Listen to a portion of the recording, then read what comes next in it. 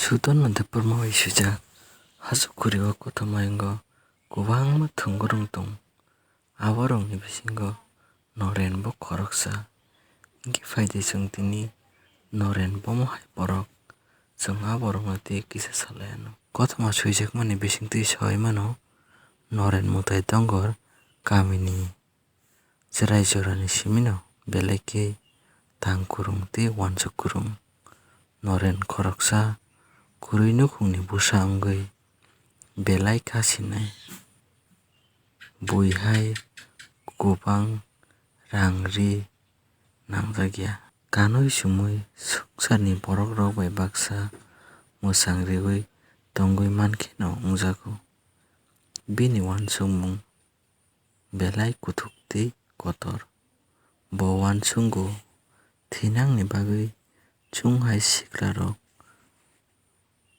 mungsa phano kaham samung khlai kwlangmanya khe tamo wngnai. Bo kamini chakra bok tongmani bai sai kwlangjakma no rwmai rwmai muitu manjago. Jubokrok chwng norokni mwkhango mokol twiwi tongo. Kok no noren bini khunjo o khana horjagwi tongo. Aboni bagwi bo thwinangni kokrokno uansukwi belai khá khamjago. Kok wngkha noren sakni bagwi nukhungni bagwi tei buphani bagwi jora rwgwi kuthuk uansuknai.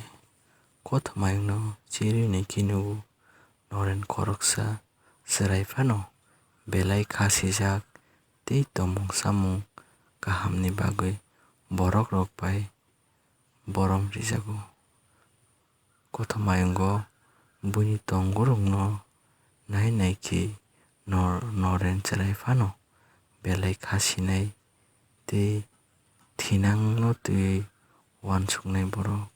Aboni bagwi no bo kothomayong swinai aguli tei kami amchaini tongborokno phunukna thangtani norenni tongmung chamung buini slai juda uansukmung kuthuk khlaiwi phunukha.